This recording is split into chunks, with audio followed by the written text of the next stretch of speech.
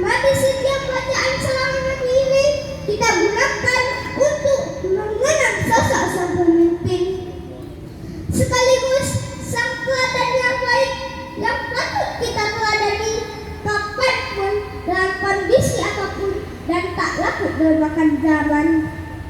Allah Subhanahu wa Ta'ala berfirman dalam surat Al-Ahzab ayat 21, A'udzu billahi minasy syaithanir rajim.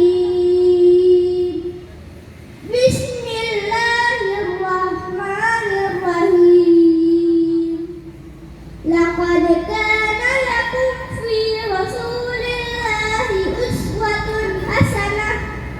Shadaqallahul azim. Yang artinya sesungguhnya telah ada pada diri Rasulullah sallallahu alaihi wasallam suri tauladan yang baik bagimu, sahabat yang saya sayangi. Hal yang paling penting setiap kita memandang salawat Nabi adalah kita senantiasa berusaha mencontoh budi pekerti Rasulullah sallallahu alaihi wasallam yang sangat mulia dalam kehidupan kita sehari-hari. Sahabat yang saya sayangi,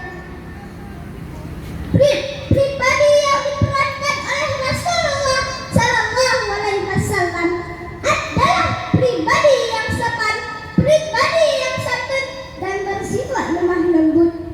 Rasulullah sallallahu alaihi wasallam tidak membalas kejelekan dengan kejelekan. Rasulullah diejek, Rasulullah dihina, Rasulullah dicaci maki, tetapi beliau membalasnya dengan senyuman. Subhanallah. Ibarat pohon mangga dilempar batu, dibalasnya dengan buahnya. Subhanallah. Sahabat yang saya sayangi, bagaimana dengan kita yang mengaku sebagai umat beliau? Mampukah kita mengikuti perilaku yang dicontohkan oleh beliau? Ketika kita diejek, apa reaksi kita? Ketika kita dihina, apa yang akan kita lakukan? Ketika kita dicaci maki, apa yang akan kita buat? Mudah-mudahan Allah Subhanahu wa Ta'ala memberikan taufik dan hidayahnya kepada kita semua, sehingga kita mampu berusaha mencontoh budi pekerti Rasulullah sallallahu alaihi wasallam yang sangat mulia dalam kehidupan kita sehari-hari.